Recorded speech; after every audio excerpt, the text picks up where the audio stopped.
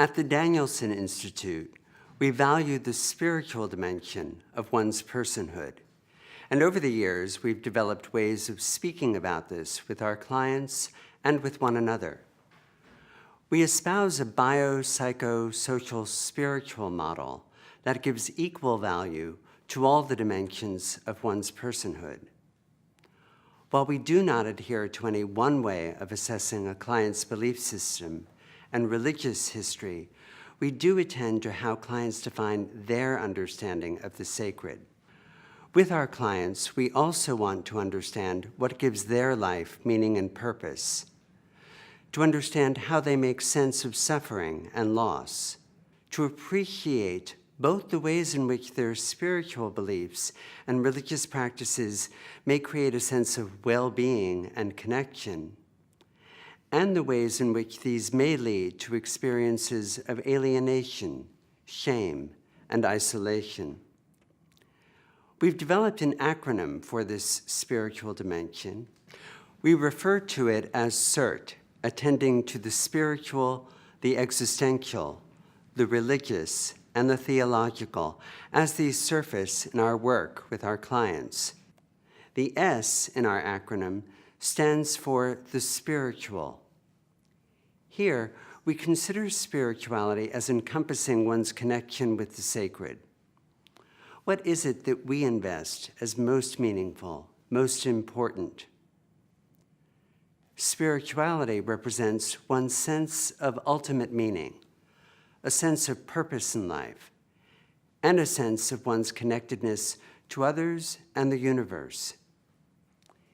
Inherent in all of the world's major religious traditions is a sense of the sacredness of relationship between oneself and the cosmos, oneself and other people, oneself and the divine.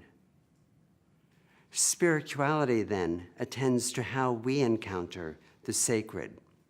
The spiritual may be expressed within or outside the confines of any particular religious tradition, or none at all.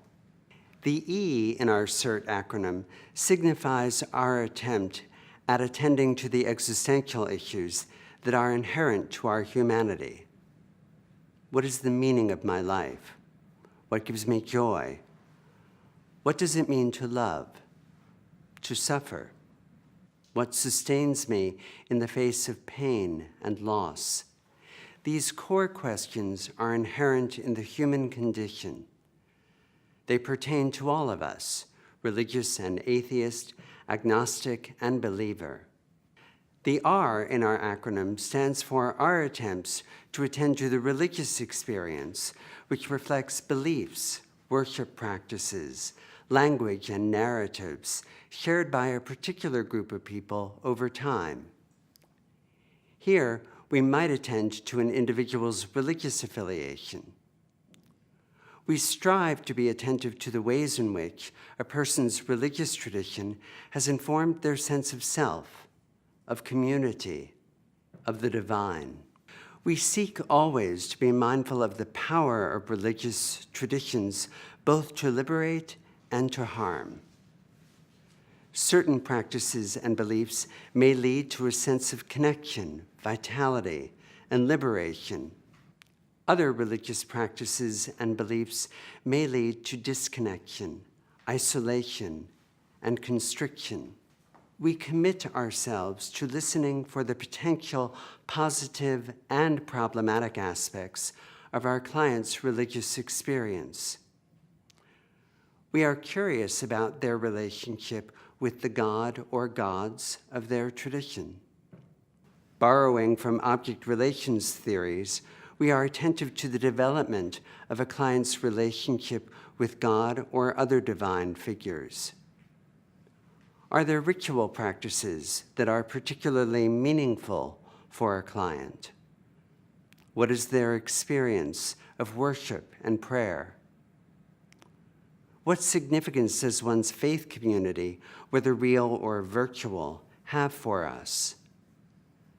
What significance does the absence or loss of such a community mean for us? Finally, there is the theological dimension of SERT. How do a person's theological questions inform their understanding of the issues that have led them to seek therapy? Have their theological questions been welcomed in their faith communities, or have they been marginalized by them? If a client feels estranged from his or her religious tradition, are there alternative theological perspectives within that tradition that might offer new meanings, richer, more nuanced understandings? Might the exploration of comparative theologies create alternative meanings for a client whose accepted beliefs no longer seem to fit? Attention to the spiritual dimension of clinical practice involves not only eliciting our clients' spiritual backgrounds, but also the awareness of the clinician's spiritual background. We seek to become aware of our own existential, spiritual, and religious worldview as one of multiple identities through which we hear and receive our clients' stories. Working from a SERT framework, we seek to attend to the therapeutic relationship itself as a privileged locus of the sacred. In exploring and reverencing our clients' spiritual beliefs, in becoming more aware of the ways in which our own religious histories and beliefs shape and inform our work, we come to value the therapeutic relationship itself as inherently spiritual.